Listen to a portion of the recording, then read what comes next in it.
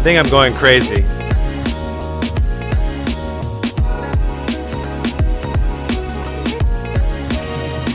Lex Knoll. I love that name, Lex.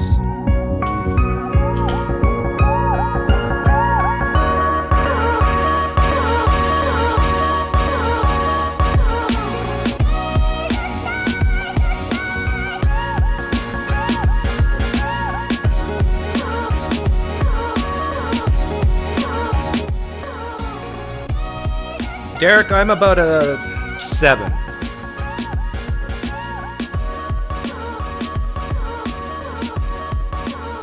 Seven out of 10. I think I'm going crazy because I was minding my own business and I was just watching apologist videos because that's what I do. I'm sick. I have a sickness. Somebody help me. And I stumbled upon well, it's not that old. I think it's only maybe 1 or 2 years old. A video of William Lane Craig. And, well, let me just play it. And you guys tell me if you're hearing and seeing what I'm hearing and seeing. So this is from, I think, 2017 sometime. It was published. And this is William Lane Craig talking to some people about the second coming. Hard to believe in the second coming of Christ. It's an event that is so strange, so overwhelming that it's hard to believe that, say, next Wednesday, the world might come to an end. Okay, this is the first thing I heard when I popped into this video and randomly started watching it. And I'm thinking, why is it hard for William Lane Craig to believe in the second coming? And why the second coming and not a man walking on water or healing the lame, making the blind to see? Why is that not hard to believe? Why is he choosing the second coming as something that's really hard to believe? Christ is going to return. It's just so hard to believe something like that.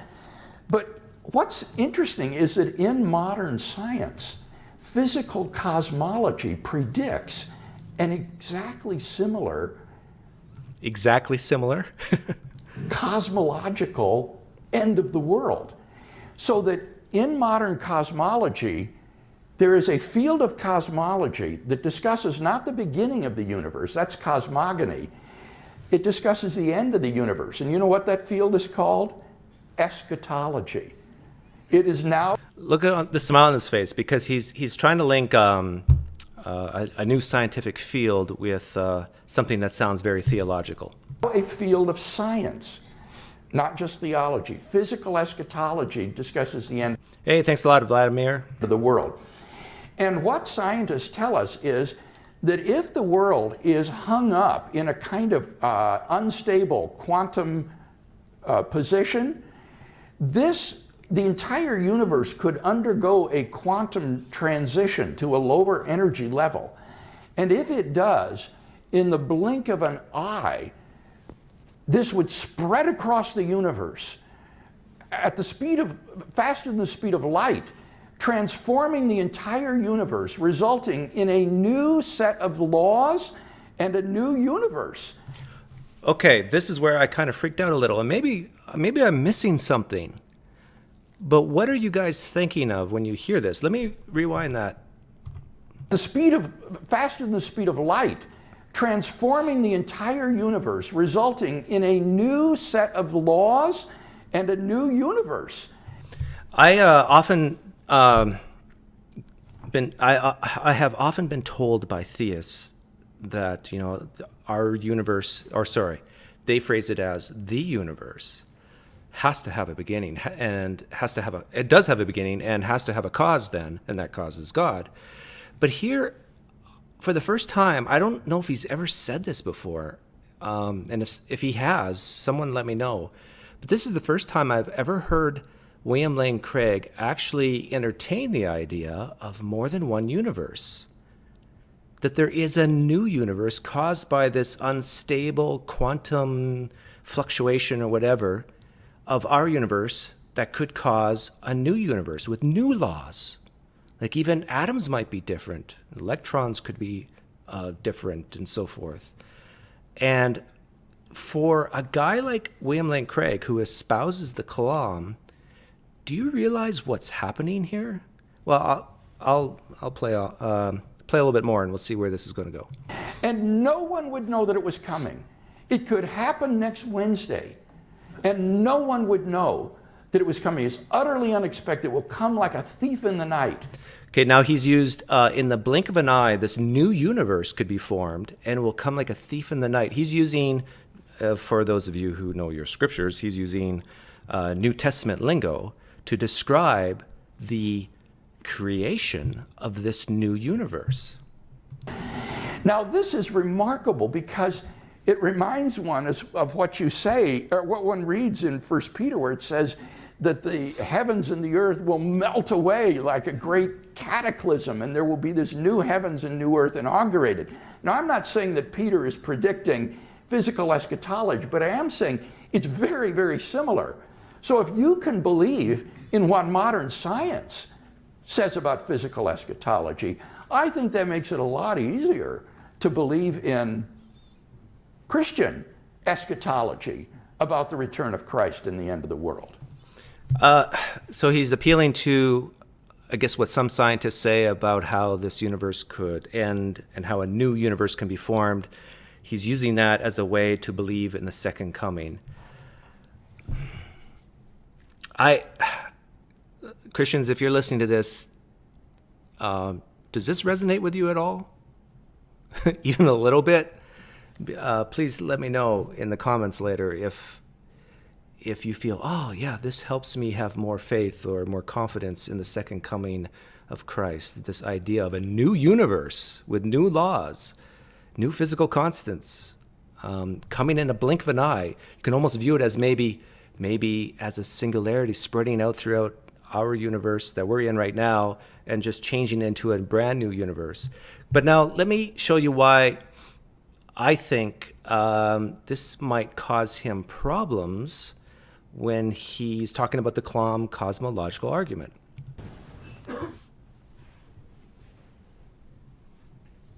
We can summarize the argument thus far as follows. Premise 1, whatever begins to exist has a cause. 2, the universe began to exist. 3, therefore, the universe has a cause. Okay, I'm going to stop it here. I'm going to get props. Make this really simple. I take a lot of vitamin C. This is vitamin E. I got it right on my desk. So let's say this is where we live. This is the universe we live. And just as William Lane Craig said, in a blink of an eye, this universe that we live in, vitamin C, we somehow fluctuate into a lower quantum level, and it causes a new universe to be formed. Right here, the smaller one. So this universe began to exist. This universe had a cause. And it was this universe over here. Okay, let's proceed.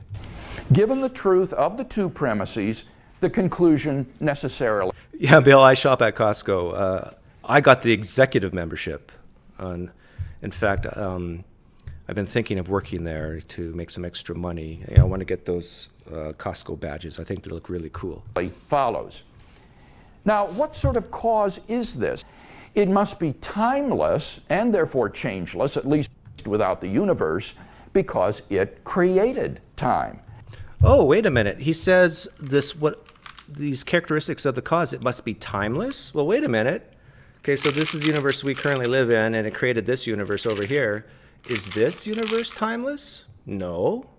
But let's imagine that we actually live in this new universe that's been created, and we're Christians, and we're thinking about, where did we come from? Where did this universe, how did it all start? And we say, okay, we're in this universe. What caused it? Well, as William Lane Craig said earlier, this one did. This universe caused it. Is it timeless? Nope. Because it also created space, it must transcend space as well. Does this universe transcend space? It has different space and different time compared to this one because it has different constants and so forth. But so far, here we are in this new universe. We're thinking we have existential angst, and we're trying to figure out where we came from. Actually, I put this, let me bring this up. What scientists tell us is if the world is hung up in an unstable quantum position, the entire universe could undergo a quantum transition to a lower energy level. And if it does, in a blink of an eye, this would spread across the universe faster than the speed of light, transforming the entire universe, resulting in a new set of laws, a new universe. So here we are. We have tremendous amount of existential angst. We're trying to figure out where did we come from. Well, it turns out we came from this universe. And this universe seems like it's bound in space and time, but it's different than this universe. So let's go on with this column. And therefore be immaterial, not physical. Moreover, Well, no, this universe is physical that caused this one that we're in. I would argue this cause must also plausibly be personal. Personal? Well, wait a minute. We're in this universe that's caused by this universe. Is this universe personal? Well, there could be intelligent life in this universe that's personal, but the universe as a whole is not personal. So no, you're wrong, William Lane Craig. For ask yourself, how else could a timeless cause give rise to a temporal effect with a beginning, like the universe? Well, you just said, William Lane Craig, you said it could undergo a quantum transition to a lower energy level, and if it does, in a blink of an eye, this would spread across the universe. So it did it. If the cause were just a mechanically operating set of necessary and sufficient conditions, then the cause could never exist without its effect. Once the sufficient conditions are given, then the effect must be given as well. Well, no, that's not true, because we know through quantum, you can't predict these things. It just has like a random fluctuation and a transition to a lower energy level, as you said earlier. So it this universe existed, and something happened, and it created this universe that we're now in, and we're wondering, where did we come from? For example, suppose the cause of water's freezing is the temperatures being below 0 degrees centigrade.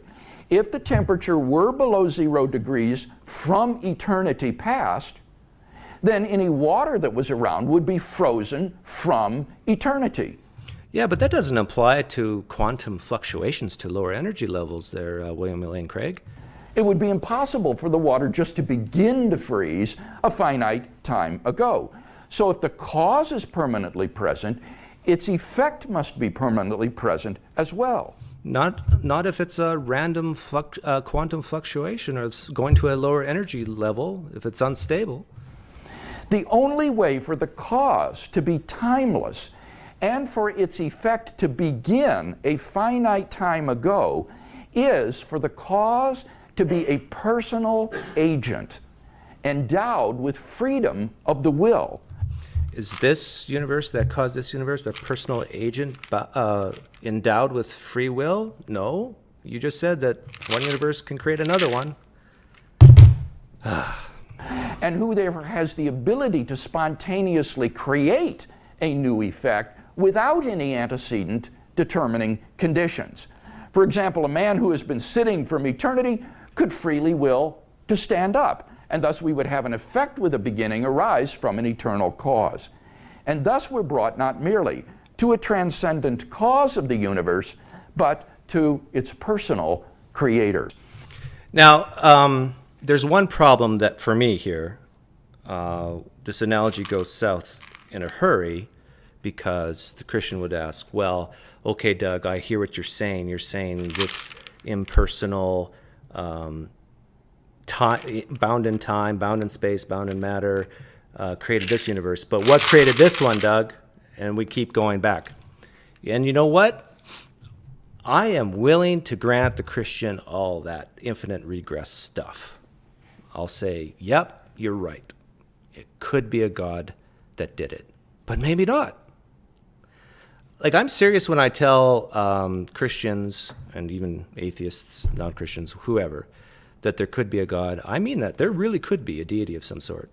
I don't believe it's any deities talked about in the various religions of the world, but I think it would be really amazing if, let's say, a deity of some sort revealed himself in the year 2030 or something, made it clear to every human being on the planet that it is real and it was the first cause of the chain of universes or whatever.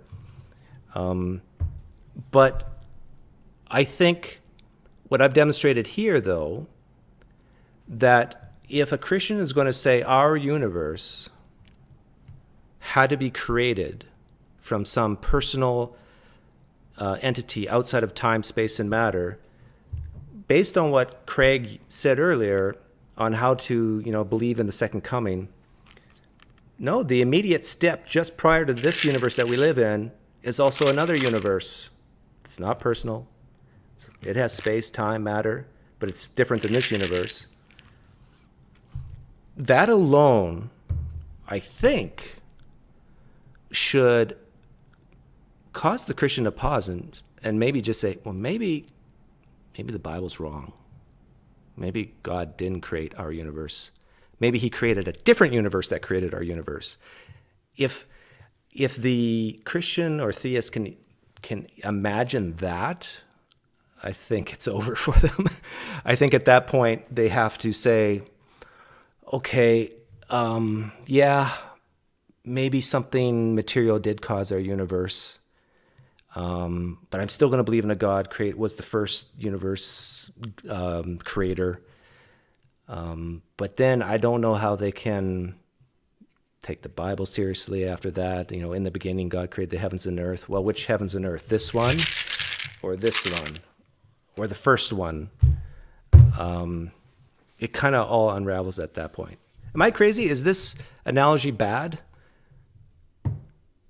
Is William Lane Craig admitting that the end of our universe could be some quantum fluctuation to a lower quantum level that spreads throughout our universe, causing a new universe?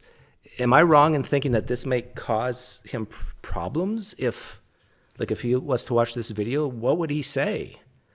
I think the only thing he can say is, well, the infinite regress is impossible, Doug, and so therefore there's still a God out there.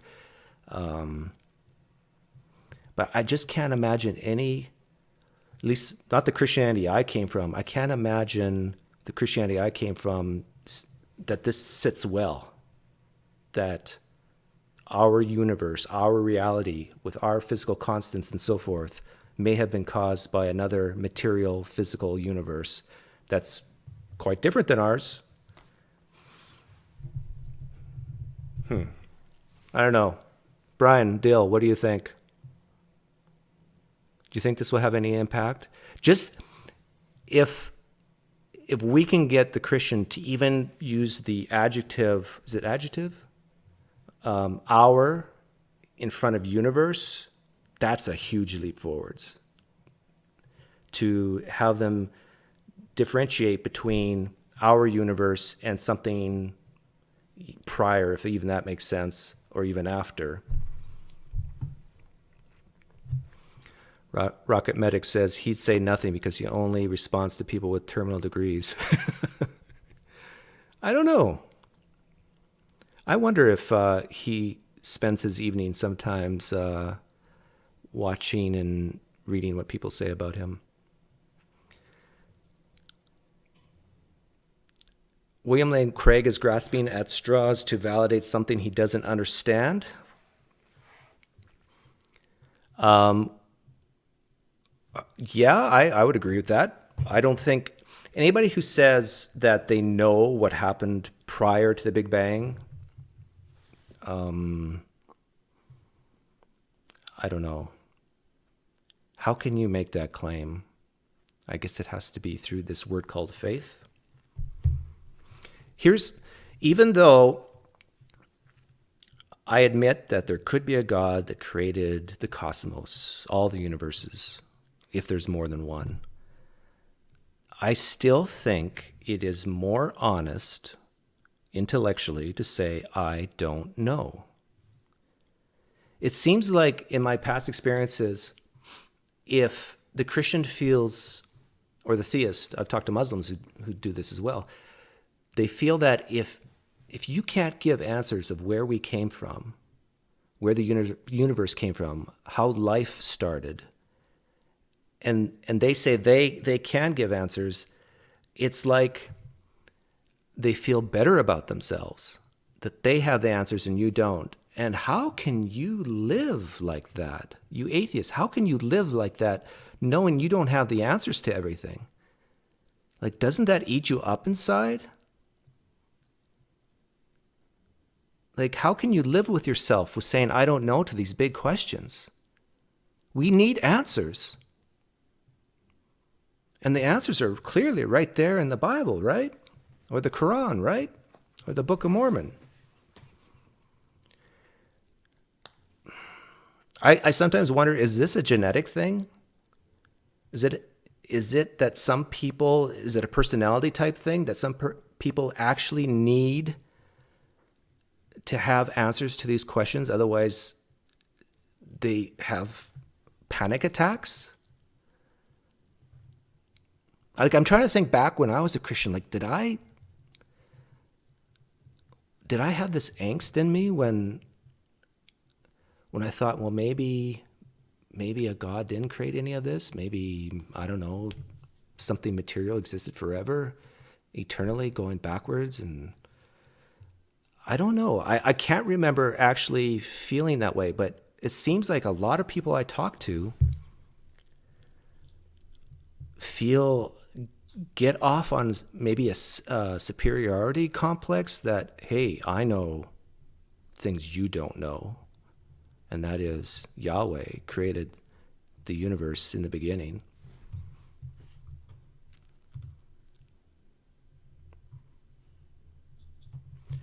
Bobby says, when you start with a conclusion, any search for evidence seems flawed. I agree. The older I get, the more I think that it's this search for meaning, purpose, and explanation is the root cause of why people believe what they believe. And a lot of it's rooted in common sense. Like, we look around and we see cause and effect. And so therefore there must be a cause of our universe. And therefore that, just makes sense that we should posit. Well, here, let me put it this way. If you're a Christian listening, this is something I talked to Tom Jump about the other day. Isn't it more reasonable to posit that something material is eternal than something supernatural is eternal? Isn't it more reasonable to think that maybe something natural has existed forever prior to our universe? And again, that doesn't even make sense when you think about it, at least in our time. Isn't it more reasonable to posit that than to posit the idea of some new category called supernatural exists to explain our reality? And I think if you're, again, a lot of Christians are going to get mad at me, but I think if you're really honest with yourself, and if you could put Jesus to the side for a second and say, I could not care less about Jesus and salvation and heaven and hell, and you just think about it, I do think it's more reasonable to think that if we're going to believe in eternity past, whatever that means, it's more reasonable to think that it's material and not some new category called supernatural. And even if you don't want to go that far, at least say, well, maybe it's just as likely. And if it is just as likely, I don't think it is, but if it is just as likely, then maybe kind of back down on the confidence and the certainty, just a scotch when we're talking about these big questions that some say, I think everyone says, is beyond our scope of observation. If you guys have questions, let me know. I was just bored tonight, and so I thought I would play this. Second law, Doug? Oh, Simus's Funk is talking about the second law of thermodynamics. In other words, your parents and authorities programmed you to be what you were, and everything that developed from there was based on the initial programming. Yeah, indoctrination, for better or for worse, is a real thing.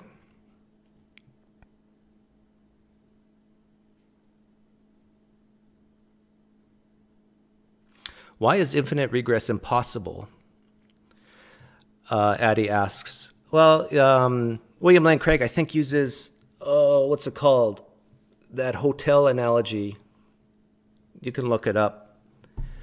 And when you listen to it, you say, yeah, it makes sense. Infinite regress maybe is impossible.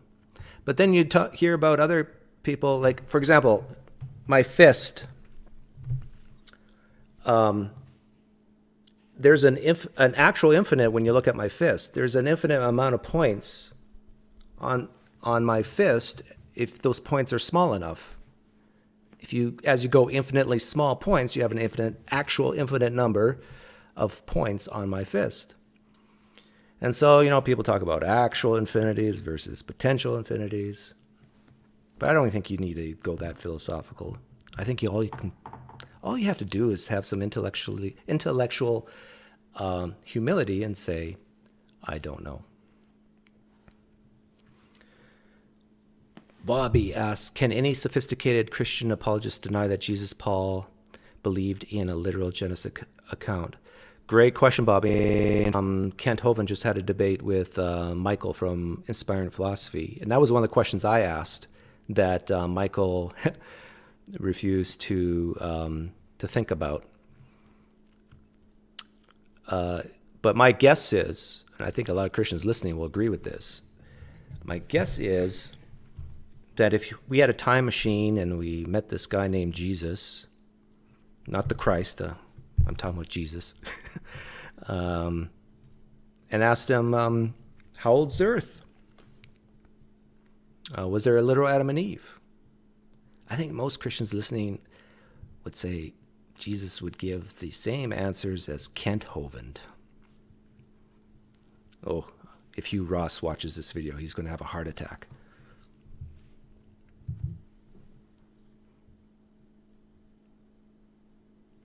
I think supernatural, the way theists think of it, is self-refuting, says Adam. Yeah, what does the word exist mean when in relation to supernatural? Can something exist in negative time or zero time?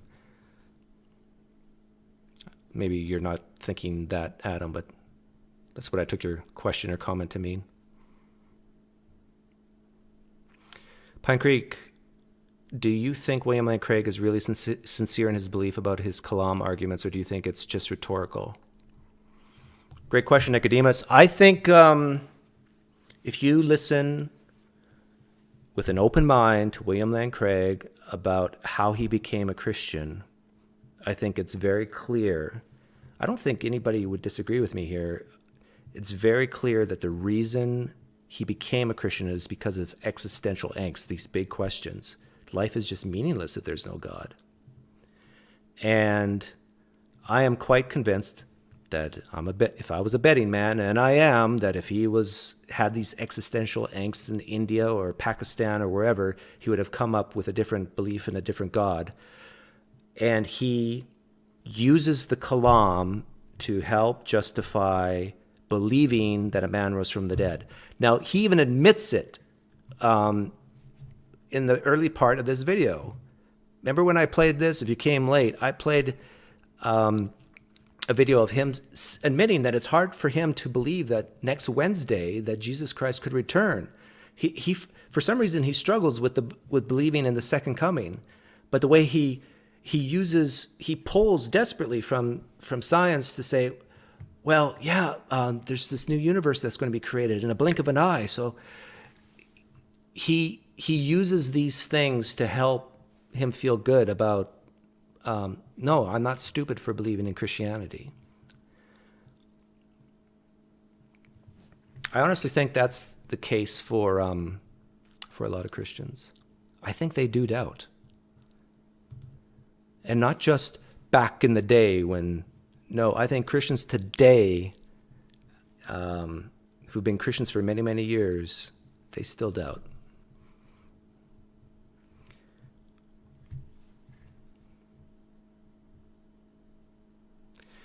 Messenger reveals, I set aside God, Jesus, the Bible, etc. when I put it all to the test and attempt to disprove it, I end up realizing that Jesus stood the test and he called God his Father. Messenger reveals, you could be a Muslim right now saying something similar, that when the Muslim puts to the test the Quran and tries to disprove it, that Muslim ends up realizing that Muhammad was indeed the last prophet who infallibly got the words of Allah through the angel Gabriel. And that Muslim can't disprove that. That Muslim tried. Messenger reveals, if you can put yourself in that mindset, that the Muslim has tried with all their might to disprove the Quran and Islam and has failed, and therefore they're as strong as ever in their Islam beliefs. If you can put yourself in that framework, in that mindset, I think you'll see maybe you shouldn't be trying to disprove it. Maybe what you should be doing, Messenger reveals, is asking yourself, do I have good reason to believe it in the first place? Can I doubt these core propositions that lead up? Or can I doubt these core claims that lead up to the core propositions enough to say, maybe it happened, but maybe not?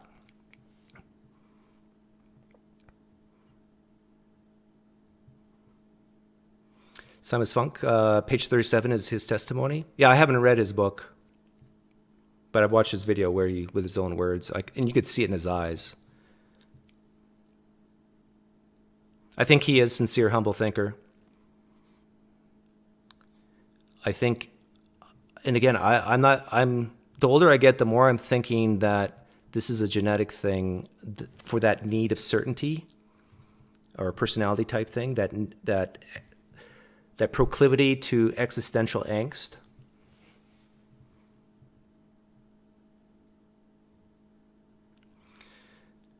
What method of testing do you use, Messenger reveals?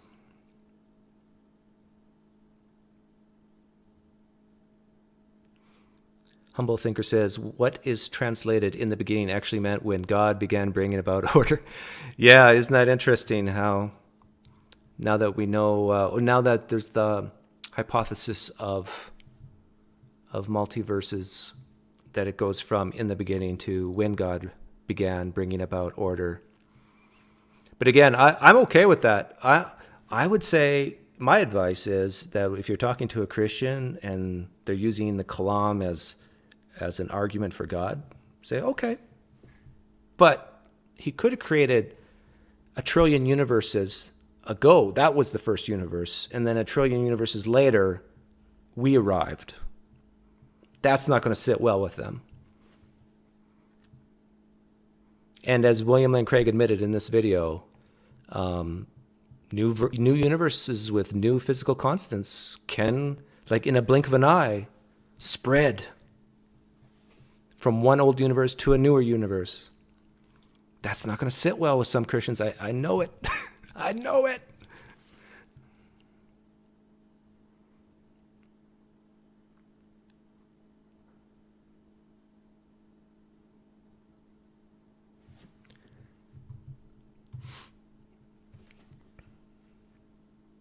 Paul Awad.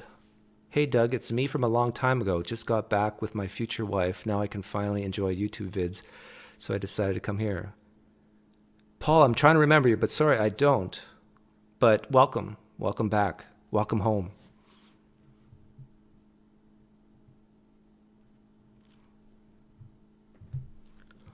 Messenger reveals, my vast and deep understanding of human behavior. I have a universal motto to help me perfect our inner being. The teachings of Jesus stood up to that motto. Nothing else has yet. Still looking. For some reason, when I read your comment, I had to go into a British voice or whatever accent that was. Let me give you some advice, Messenger reveals. Don't tell people you have a vast and deep understanding of human behavior. It makes you look egotistical. My theory is set your expectations, have other people, set your expectations in a way that people expect very little of you. Like when you come out firing like that, like I have this model and I have a vast knowledge, you're doomed for failure, buddy. You're gonna fail.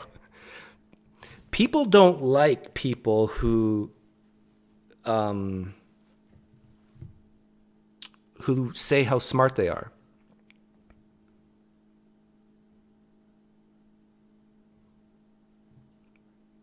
So if you disagree with almost everything I say, Messenger reveals, maybe take that to heart. Maybe dial back your expertise a little bit. If you want people to listen to you and respect you. You notice I mostly ask questions on my YouTube channel?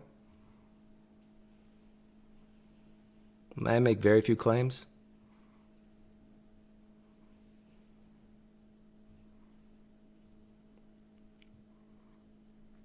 These apologists don't want to offend their financiers. They stand to lose donors and social standing amongst the evangelical movers and shakers. Yeah, like I wonder if you were to look at the demographics of the revenue that William Lane Craig makes. My guess, this is a guess, but my guess is it's from 40, 50-year-olds and up. And so basically these are parents who are terrified that their youth are going to hell. And so a lot of them are just going to people like William Lane Craig to not only... William Lane Craig and apologists, they're confidence salesmen. Their job is to sell confidence and to have people feel good that what they're believing is true. And I don't blame them for that. Like, they are salesmen. I respect salesmen. Good salesmen, anyhow. Messenger Reveal says, that would be a bit disingenuous to who I am, right? And yes, you are more likable. I don't know if it's disingenuous. I don't know. I don't have a clue who you are, Messenger Reveals. All I know is when you say you have vast knowledge, I could be wrong, but most people are not going to like you. Most people are going to say, this guy's full of himself. So my advice is dial it back and say stuff like, I could be wrong, but I think this. I've studied a little bit about that. Or just ask questions. T-Jump says, well, to be fair, our viewers are also probably a majority. You're right, T-Jump. You're exactly right. Most of my viewers are in that same... the people who watch William Lane Craig and buy his stuff are probably some of the same people who watch channels like mine. I would say most atheist channels have the lower demographics, but since I'm an old fart, I get attention from other old farts.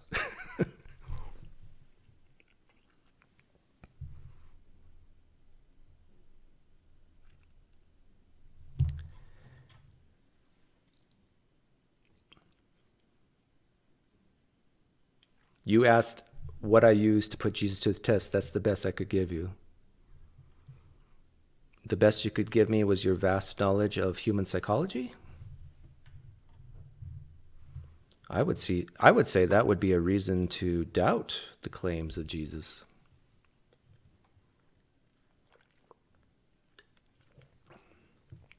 Actually, that's what would be called false humility. No, Messenger Reveals, I'm not saying you should have false humility. I'm saying that you can just be quiet at times about what you know and what you don't.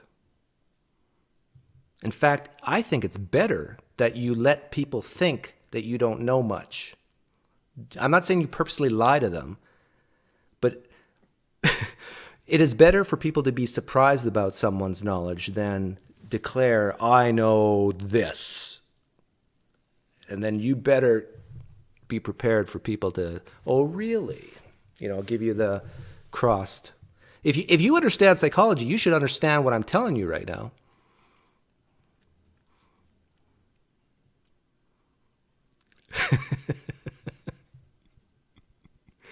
Your farts smell fine.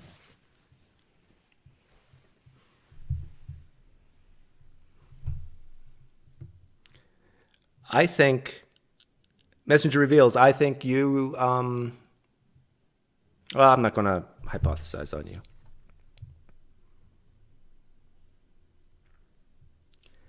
Have him come on your channel.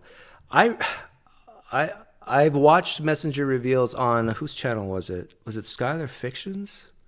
To be honest, I was bored to death. I hate to say this, Messenger reveals, but I think your live stream poison. All the viewers would go away. I really don't care about what you know about psychology, Messenger reveals. Sorry. What I do care about is stuff like, do you believe Jesus walked on water? If so, why? Do you believe there's a God? If so, why?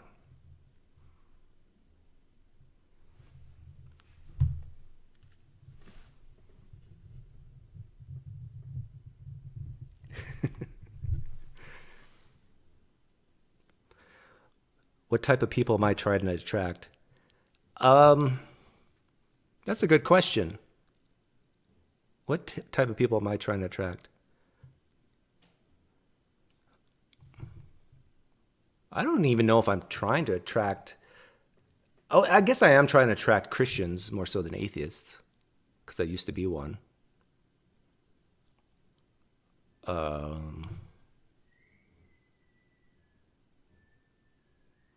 I just want people to see that it's okay to doubt, it's okay to question, it's okay to maybe say that what you've been taught might not be right.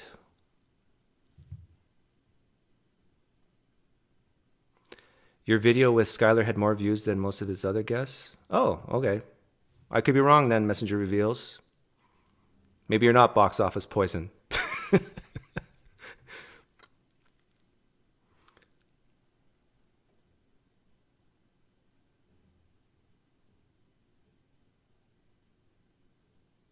But I think Messenger reveals, you told me once that the good thing about Christianity is it can help you be a better person. Is that true? And if so, that reminds me of, I don't know, it must be 15 years ago. I was at home minding my own business and I get a knock on the door. And it was two guys trying to sell a vacuum. I kid you not, vacuum salesmen. And I don't know why, but I let them into my home. And they started demonstrating this vacuum. And they told me to get my vacuum out, and I did. And so we started comparing. We went into the bedroom and vacuumed underneath the sheets and so forth. And wouldn't you know it, sure enough, their vacuum was better. Like it sucked up and a lot of stuff. And they said, well, so you're going to buy it then, Doug? I said, well, how much is it? I think it was something like $2,000 or maybe even more. And I said, no, not for that price. And I tell you, they said things like, well, don't you love your kids? Like there's all this allergens coming off your bed and so forth. And don't you want them to be healthy and blah, blah, blah. And, I don't intimidate very easy. And I said, yeah, I'm okay with that. I'm okay with my kids getting allergies. And they were kind of shocked. And I said, look, I'm not going to give you $2,000 for this vacuum. It looks like it's a good vacuum, but I'm not going to give you $2,000 for it. It's not a good value. And they said, well, what would you give? And I said, well, my vacuum's worth $400. I'll tell you what, I'll give you $500. And they kind of laughed at me. And I kind of see you selling Christianity the same way as these vacuum salesmen. Messenger reveals, Doug, you could be such a better father, a better husband, a better friend if you knew Jesus. I think that's what you're selling here, right? But at what cost? The cost is you got to force yourself to believe this stuff. I don't believe it. I don't believe that Jesus is the Christ that rose from the dead. I don't believe there's any God. Now, you can say, well, he was a great moral teacher and all that stuff. Yeah, sure. But I have a neighbor named Myron who's a great moral teacher too. You want me to be a follower of Myron?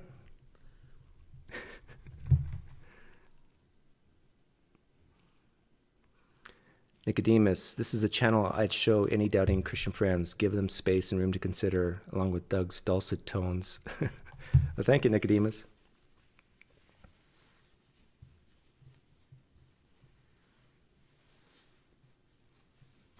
Oh, the William Lane Craig, David, is basically over. I'll give you guys a choice. I'm bored.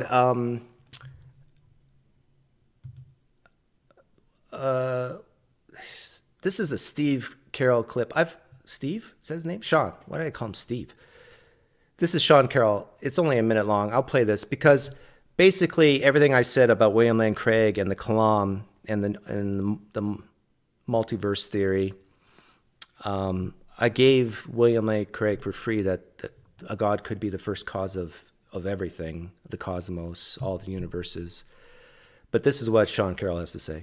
Now, some cosmologists say that the theory of inflation, which began our understanding of the current universe at least, requires there to be a beginning.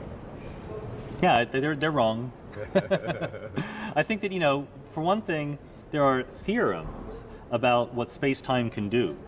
And you take space-time into the past, and number one, you make some assumptions. And number two, under those assumptions, you say that the classical space-time comes to a singularity.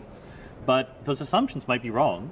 That's always a possibility. And classical space-time is not the fundamental answer. We know the world is not classical. We know there is quantum mechanics. No one has a quantum theory of gravity for which there's a theorem that says the universe had to begin. In fact, it is trivial to prove the opposite theorem. If you have a time-dependent quantum state, it is obviously extendable infinitely far into the past. So your position, to be clear, is that there's a quantum mechanical state that is the universe and the laws of physics as a singular package. That's right. And so does that mean that, from our perspective at least, that the universe is infinite in both directions? That's right. Past as well as future. Yes. Well, there you have it. So there's a physical PhD, theoretical physicist saying that the universe, or many universes, the cosmos, could be infinite, both backwards and forwards, eternal, both backwards and forwards. Now, I realize there's other physicists who disagree with that, but the bottom line is we just don't know. Let's just be honest and say we don't know. I had another video up here from Frank Turek. I'm going to let you guys decide what I should do. Do you want me just to answer questions? Do you want me to have Messenger Reveals come on right now? Let me know in the live stream chat what you want me to do. And yes, T-Jump, I do have a $400 vacuum. I have the Dyson. But maybe I paid $350. I don't know. 400 Canadian is around, what, 350, 250, 300 US.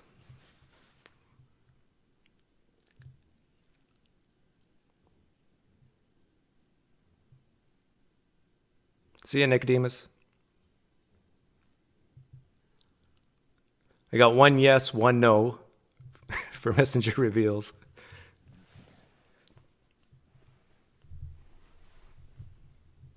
Oh.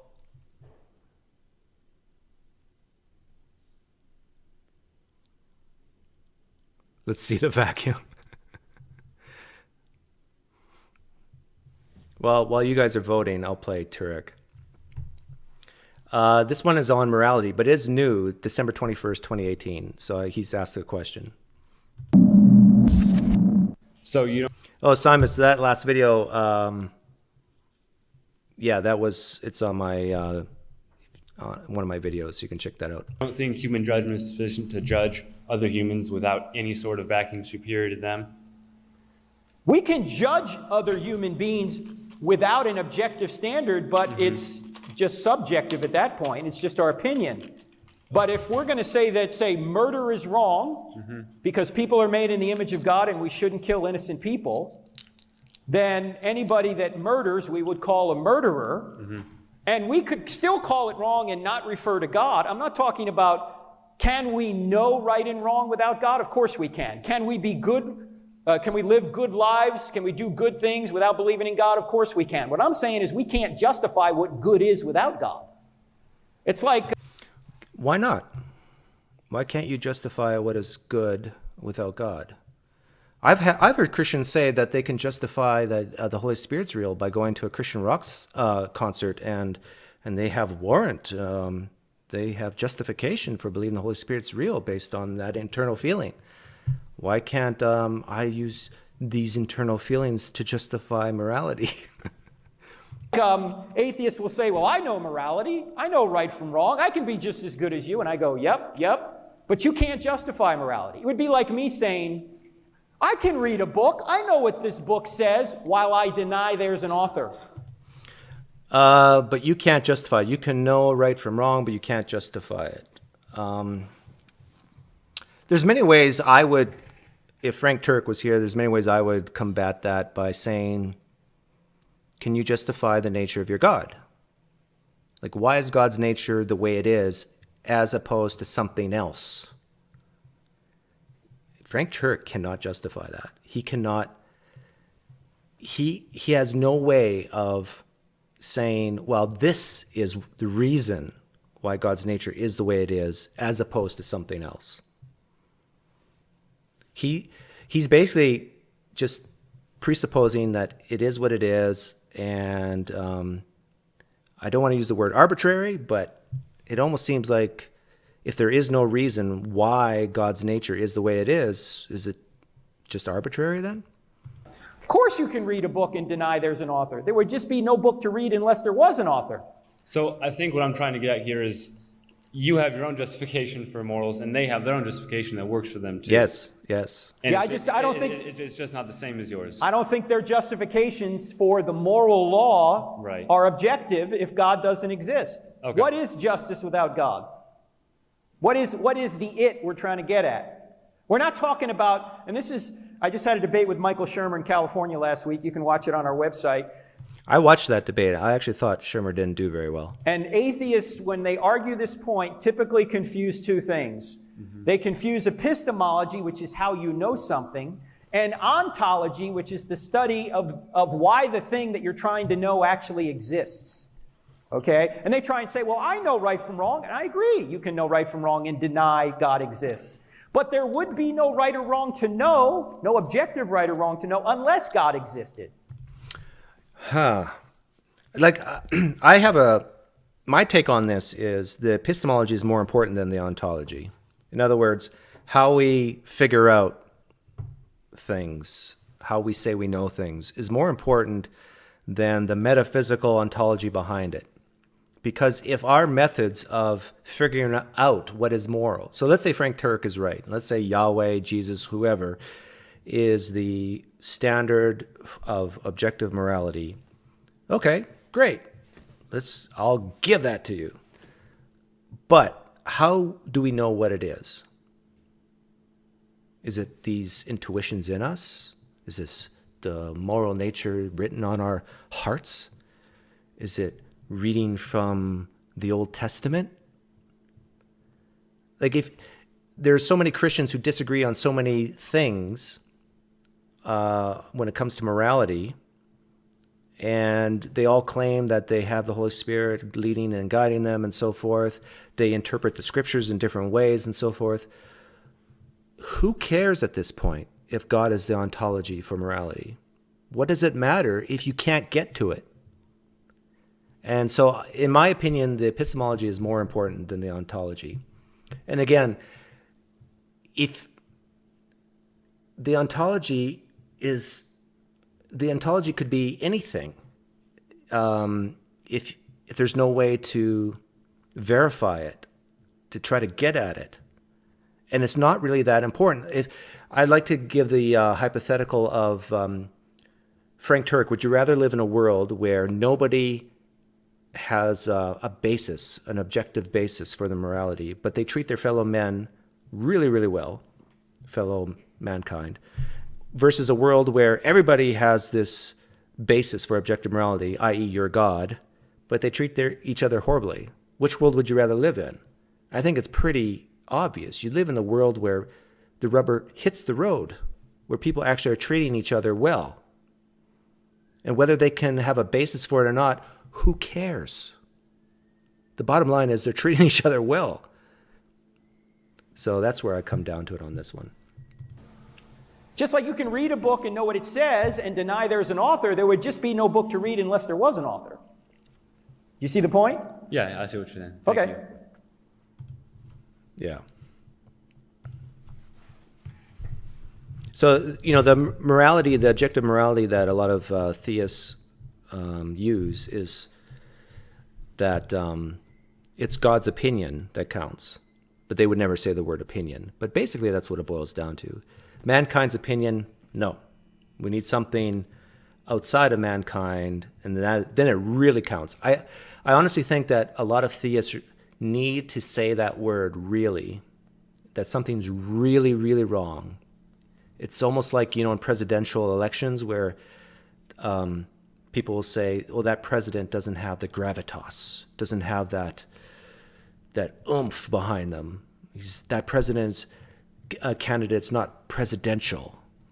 And I think a lot of theists need that idea of morality to be presidential. It needs to be, it needs to have some meat behind it. And the only way you can have meat behind it is to have this concept of God looking from on high, saying this is what it is, and nothing else. But technically, it's just a matter of God's opinion, right? He's the subject, God. So God says what's moral and what's not. It flows from his nature, what's moral and what's not. But why ought we obey this God? Why ought we take morality? Even if God is the objective standard of morality, why ought we acknowledge it? Why ought we obey it, do it? And the only thing in my experience, the Christian can say is, well, because by definition, it's by definition good, moral, right, and we, by definition, ought to do what is good, moral, and right. But someone could have a different definition of what's good, moral, and right and say the same thing. That's not your God.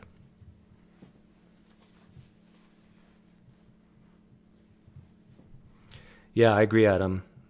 The biggest gripe with objective morality is it can't be accessed.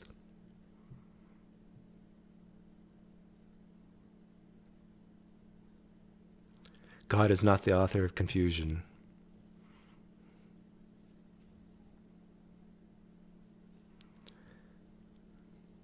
Oh, if I had $1 every time I heard a Christian say Scripture does not mean what you think it does.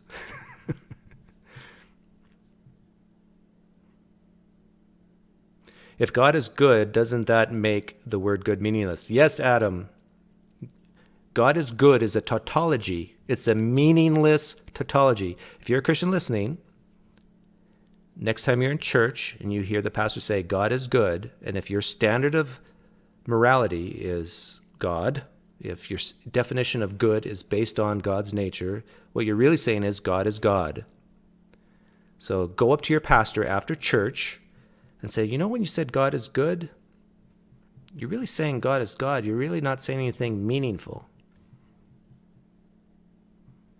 Because Christians will admit that, good is not always what you think it is. You getting stage 3 cancer in God's mind is good. He's working this out for your good.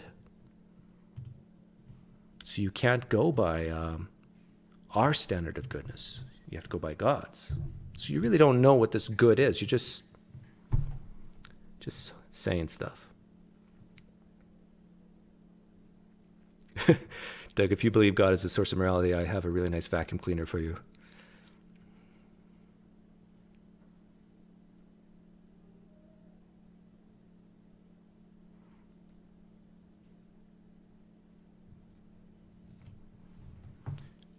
If you have any more questions for me, let me know. I'm still bored, but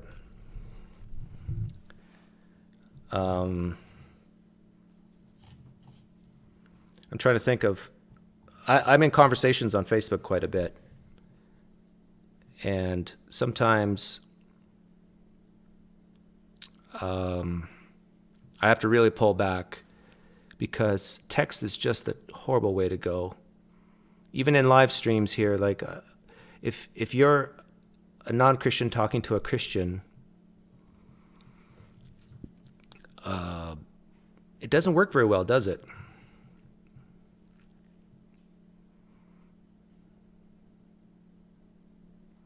The most honest apologist acknowledges that it is a tautology. God is good. Yeah, I think they realize that. Maybe just the lower IQ pastors say God is good. I don't know.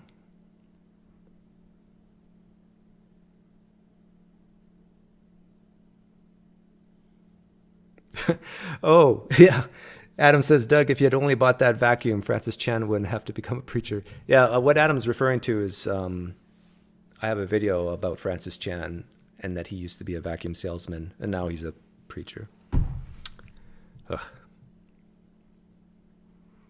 I want to change the topic from God to stock trading. Short the market. Actually, forget I said that.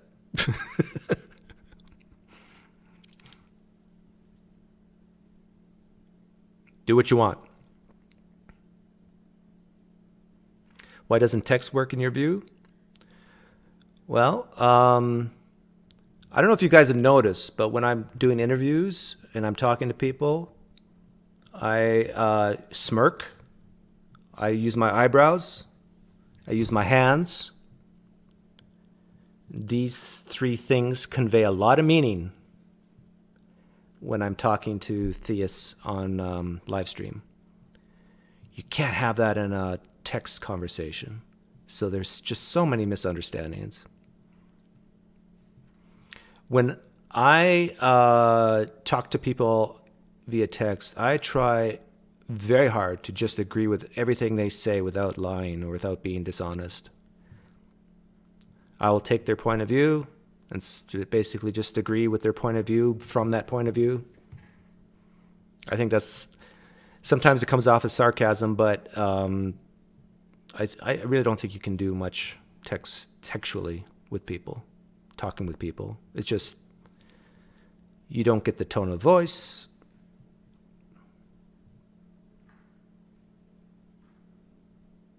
Do you think people that have a tendency to get bored are more likely to think their way out of religion? Ah, that's an interesting question, Doorknob Head.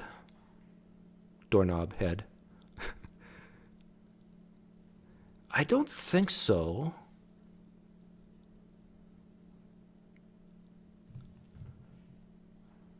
I guess you do have to have spare time to think about deep issues in life. I've been giving that some thought recently because I've been watching some videos on what would cause people to leave a religion. What are the common traits? And in the United States, if you look at the statistics, I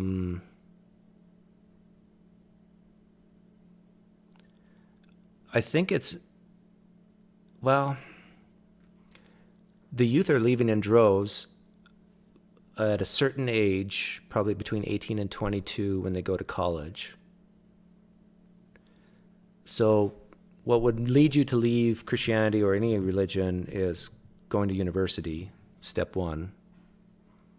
But a lot of them come back to Christianity or the religion after they have kids. And then after they have kids and they're out of the house, you're more likely to leave religion again. I think that's the trend. I think if you're between the ages of 25 and 40 and you have kids and you're married, you're pretty much locked into your religion. But before that and after that, I think you're more likely to leave. And it's when you build a community with people who think differently than you and you respect them. Here's the thing. a Christian listening right now, if they don't respect me, well, they're probably clicked off by now, but if they've hung in here that long, the only way they're going to listen to anything I have to say is if they have some respect for me. Like if they take anything really to heart, there has to be some respect. And so that's why I play videos of other apologists like William Lane Craig saying stuff like a new universe, just to show that, okay, here's a Christian just like you who is entertaining this idea of many universes and old universes creating new universes. If you talk to a lot of former Christians, a lot of them will say, I was flabbergasted, I was shocked to my core when I heard a pastor say that Adam and Eve probably didn't exist, or something like that. Whatever belief that they had, someone they respect said something opposite. And so I think if you're having a disagreement with a theist about something and you're an atheist, for example, try to find a theist who says something similar to what you say, that the Christian or Muslim or whoever respects, and say, look, hey, I'm just saying what this guy says as well. And they're going to be way more impacted by that. Brian Dale, you're right. Being well off is highly correlated with lack of religion. If you are wealthy and educated, you're more likely not to be in religion. I know. When I say religion, I mean specific theism. There's a lot, most people believe in a supernatural or God or whatever. But as you go from bachelor's to master's to doctorate, and as you become more specialized, there's an inverse correlation. You're less likely to be, you'll still be involved in a church, but you're less likely to believe that God answers prayers or does miracles or that any specific religion is the right one.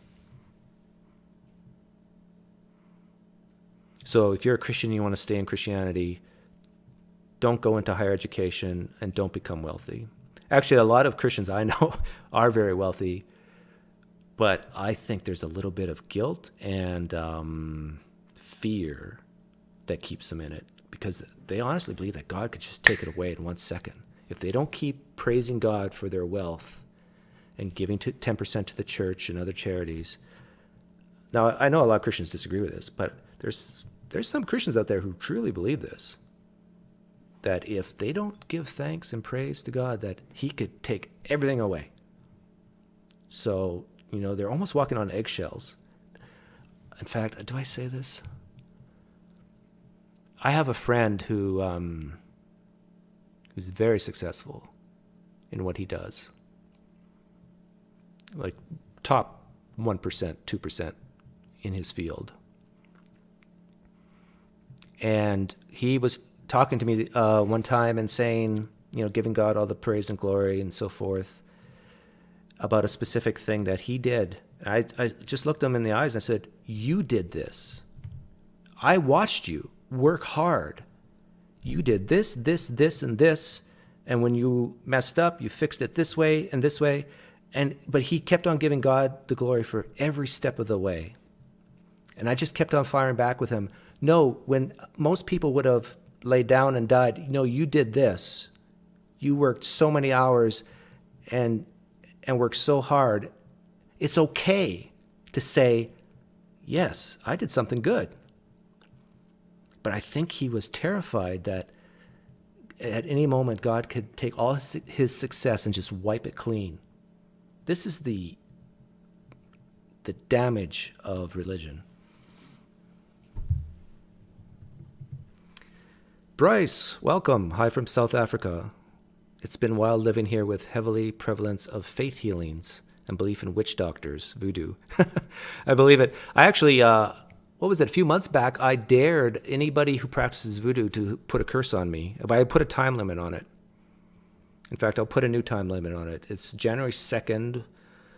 Anybody who watches this who practices voodoo, I dare you to make a figure of me and take needles and poke it in the back or wherever And I, just from wherever you live, far away, you can't come and hunt me down. But I'll give you 1 week to do me extreme damage. I dare you to curse me. See, Christians can never say this. They actually believe, a lot of Christians actually believe that, oh my goodness, did you hear what Doug just said? He dared some devil worshiper to curse him?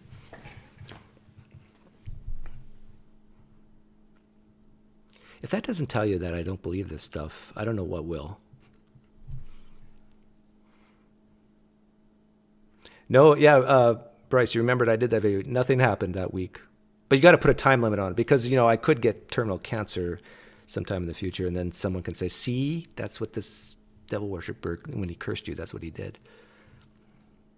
And still something bad might happen to me this week, so. But the point of this is, people can't hurt you with merely their thoughts. I'm going to get Facebook pokes. Yeah. But seriously, try to go up to a Christian. Like, Messenger Reveals, you're still here, right? Could you ever do what I just did? Could you get in front of a camera, by the time this video's been watched a week from now, they'll probably have 1,000 views. Could you get up in front of 1,000 people and dare someone who worships Satan or some spirits to curse you? Just merely with their thoughts and curses? Could you do that? Or is there a part of you that actually would be a little scared? Don't they need something physical from Doug to do voodoo? Well, I'm not giving them a lock of hair. I've got to save every ounce of it. Voodoo dolls? Yeah. Oh, I'll make a voodoo doll of myself with it wearing a t-shirt that says poof or drown. You have to believe in voodoo for it to work against you.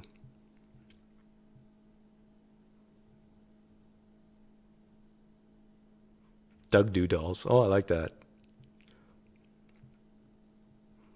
Yeah, I'm trying to think.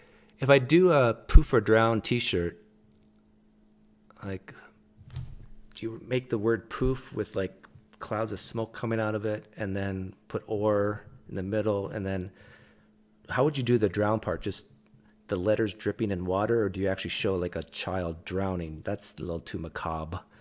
And then at the back have, was it Genesis 8 or whatever about the flood story? And then with a little pamphlet, if someone asks you about the shirt, you say, well, here's the hypothetical. If God asks your opinion, should I poof these people or drown them? What would you say?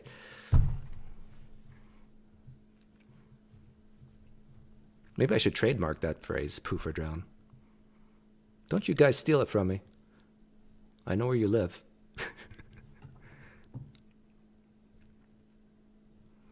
There was another saying I had besides poof and drown. What was it? I forget. The poof or drown hypothetical is a great one. Oh, someone asked me the other day, how do I come up with my hypotheticals? And I thought about it, and the answer is I don't know. I really don't. They just hit me sometimes. This is why I don't believe in free will. They just pop in my head.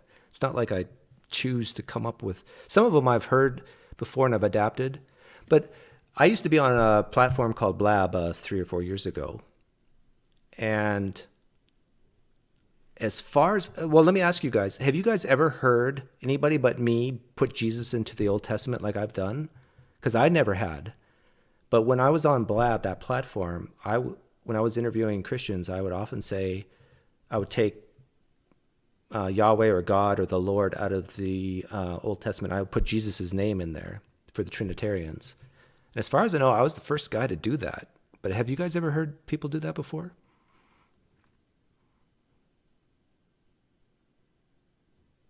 Hey, Doug, earlier you said some interesting things about body language. What resources do you use to work on that? None. I don't work on it. I just do it. But I realize when I watch myself back that it's obvious to my interviewee when I'm sarcastic or when I'm joking or when I'm serious. You can't do that in text. Well, you can do it with emojis, I guess.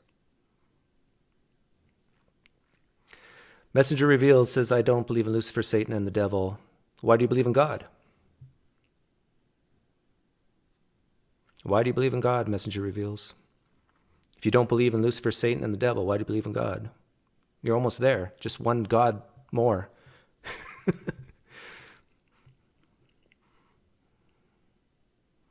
Yeah, Brian Dill, I get my hypotheticals from the Holy Spirit.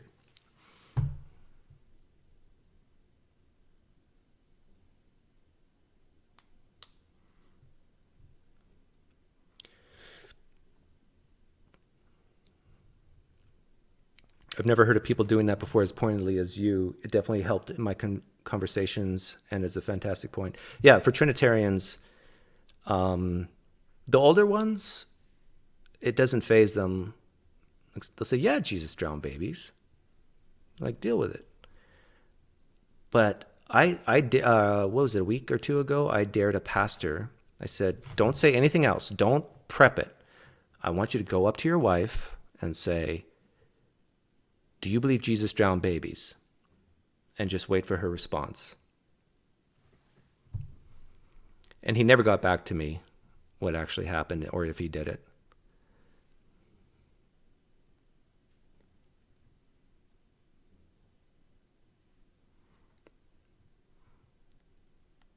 But that is definitely an appeal to emotion because Christians love Jesus. That's an emotion. And so when they think about someone they love doing such a heinous act as drowning babies, now a lot of Christians just say, oh, God, Jesus never drowned babies, so it's not an issue for them. But a lot of Christians do believe that Yahweh drowned babies.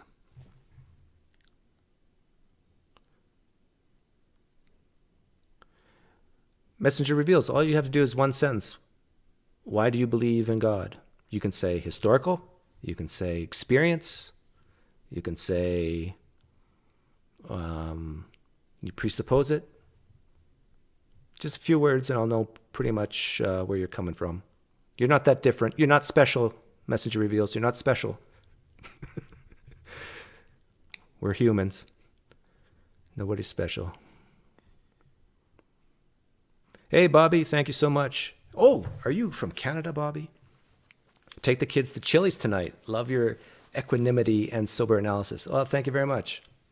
In fact, the Chili's is pretty close to where we live, and we do frequent Chili's a lot. But it's a little late tonight, so I won't take them to Chili's tonight.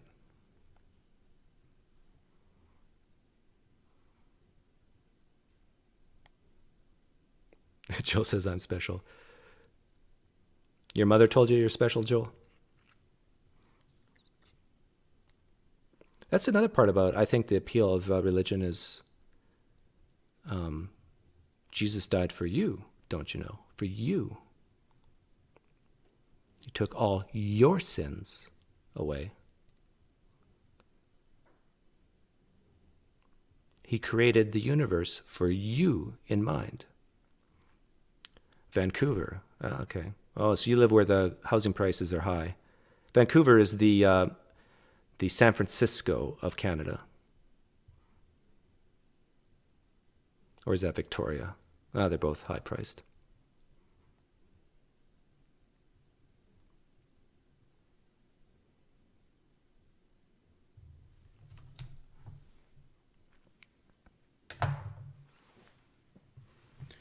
Well, guys, if there's no further questions, do I have to start the music? Are there any Christians here besides the Messenger Reveals? Is there anybody new here? Type in chat if you're new here. I'll give you a shout out. Adam, didn't you do a blog post on your favorite hypotheticals? No, I don't. Are you talking to me, Adam? I don't think I've ever done that. When will you interview William Lane Craig? Well, actually, he was supposed to come on tonight, but we ran out of time. And so he had to go to bed.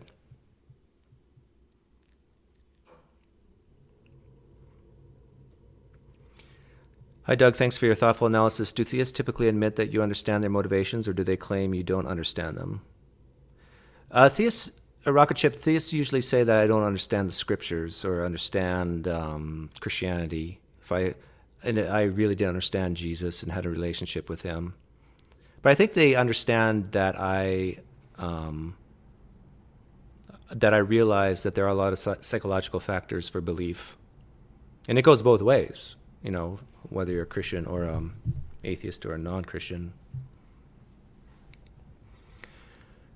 Hebrew Hammer, welcome here. My favorite Judaism guy.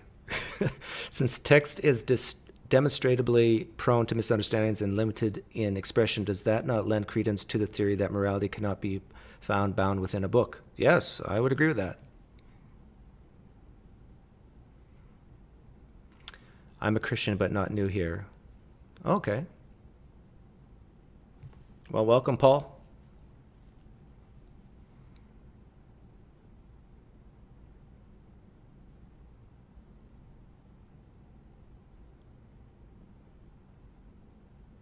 Pam S. says, I don't know what I am anymore. That's okay, Pam. I label myself as an atheist, but when I tell people that my position is, I don't believe any gods exist, but I'm not omniscient, there could be a God, but I don't live my life like it's true, they almost always call me an agnostic, which is fine. So Pam, why don't you just call yourself a human animal?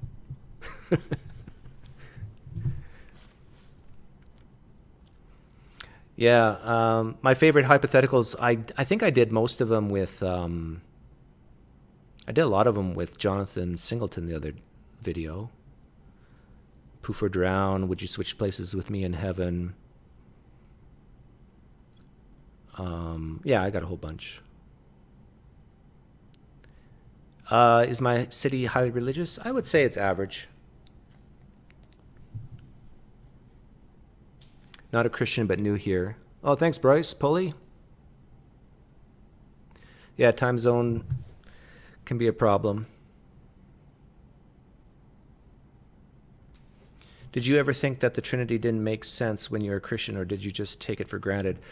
Good question, Eric. I remember being really pushed on the Trinity when I went to university, and I had a friend who was from China, and he basically called me a polytheist, and of course I was offended. And no matter how hard I tried to explain the Trinity to him, he said, no, you believe in many gods. So we just had to agree to disagree at some point. But I'd never really, like when you're indoctrinated for, 10, 20, 30 years, it's really difficult to see how others see it as just crazy. 3 persons in one. Like there's so many books written on this and videos and everything. But now looking back on it, I respect the Jews and even the Muslims more so than Christians and even Jehovah's Witnesses, I guess, right? Because they don't have this, and Unitarians, they don't have this concept of the Trinity.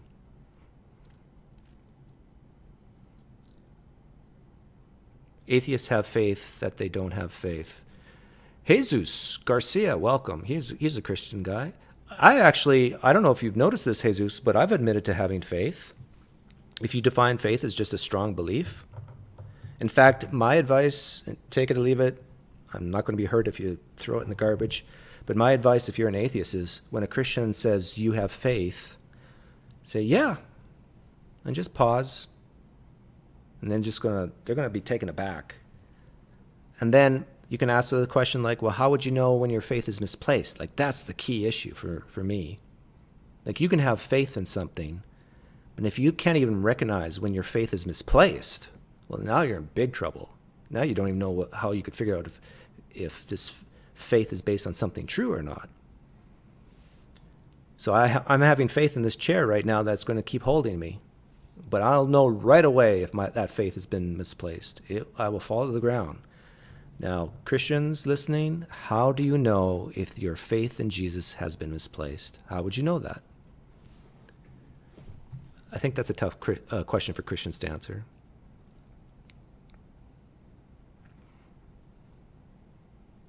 Rocket Ship asks, when doing SC, my aim is to get people to admit their confidence is too high. Is there an objective way to recognize that we've reached our goals and don't need to go further? Is there an objective way to recognize that we've reached our goals and don't need to go further? I don't sure if I'm understanding the context. Are you asking me that, or are you asking,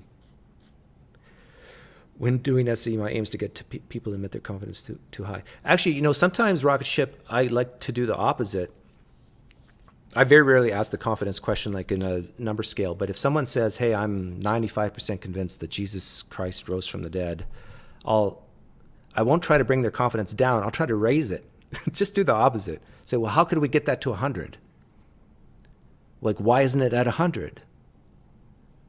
And really focus in on that 5%.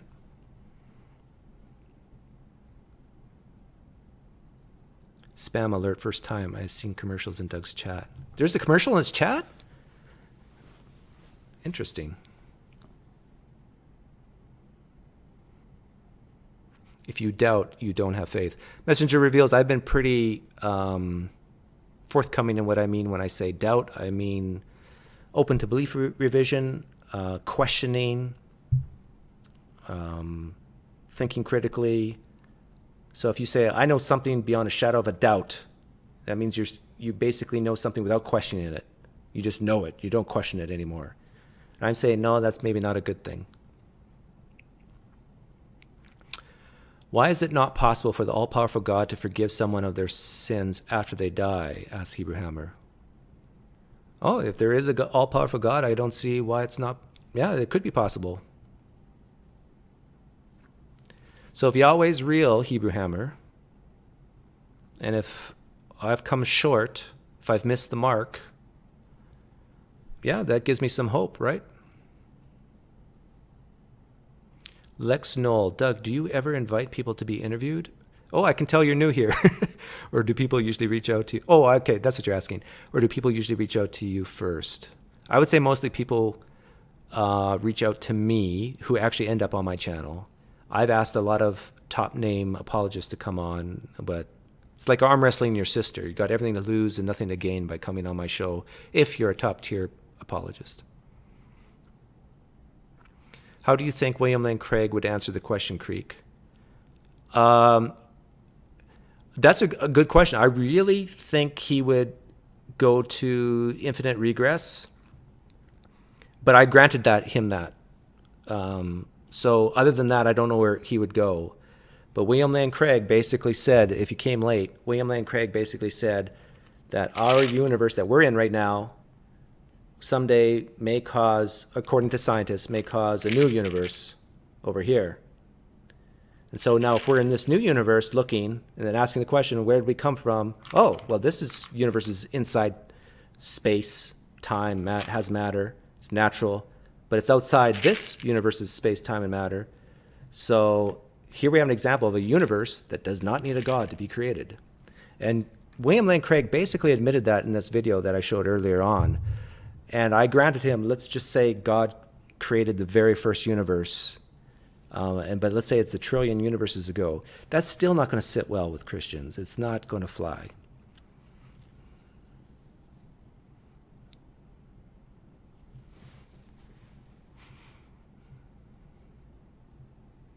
Oh, Doorknob Head says you can use, you realize you're hurting me there, Doorknob.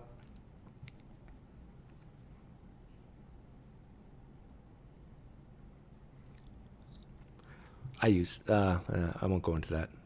YouTube has pretty strict rules on what I can say or what I can't say about blocking.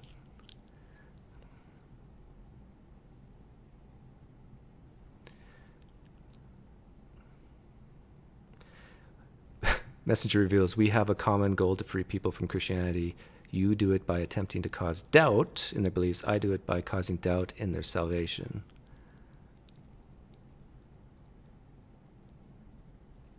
Why do you believe in God? Messenger reveals.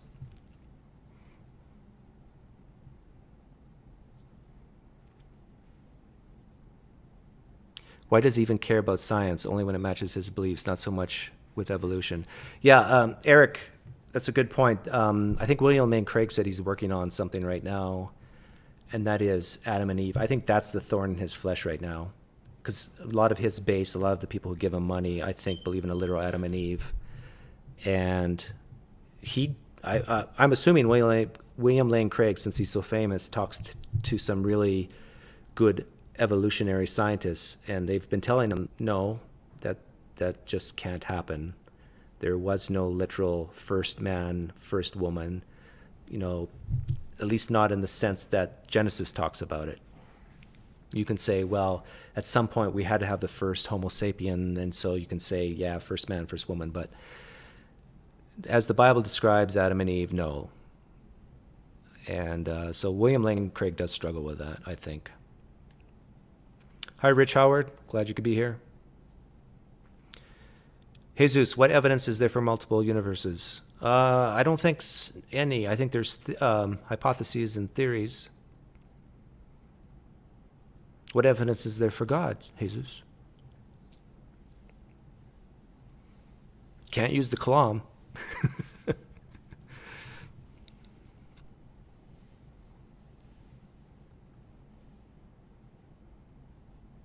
I wondered if it would hurt content providers. I can't say anything, but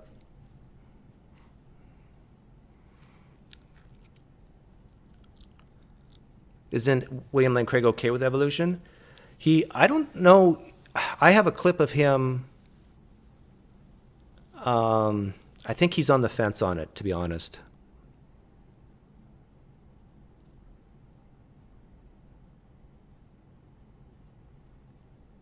I really do. I think he tries to maybe have it both ways. I don't know.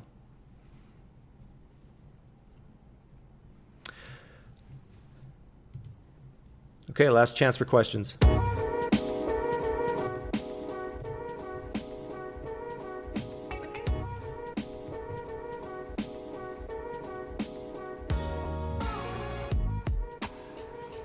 Yeah, at what point did Yahweh ensoul humans? And there's some Neanderthal DNA in humans. So is there some soulness in Neanderthals?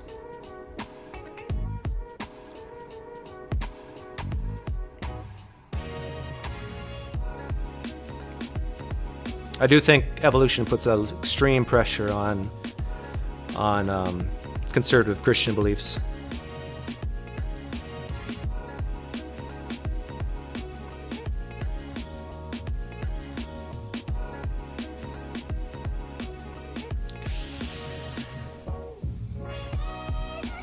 Oh, Messenger reveals.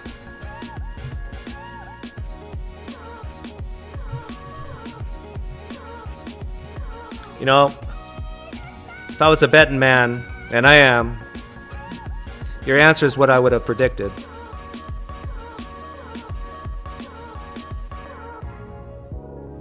A vision. What if I told you, Messenger reveals, that I had a vision that your God is not real? How would we figure out who's right?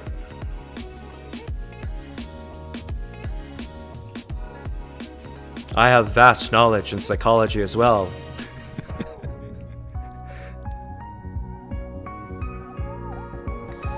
Messenger reveals, you don't know what Jesus said in his teachings. The only thing you know is what some authors tell you.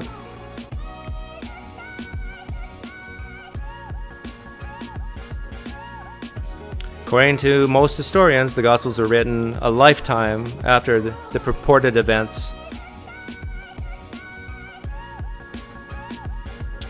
You don't know what Jesus said. You don't know.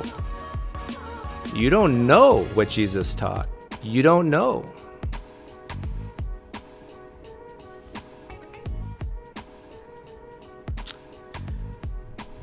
A vision.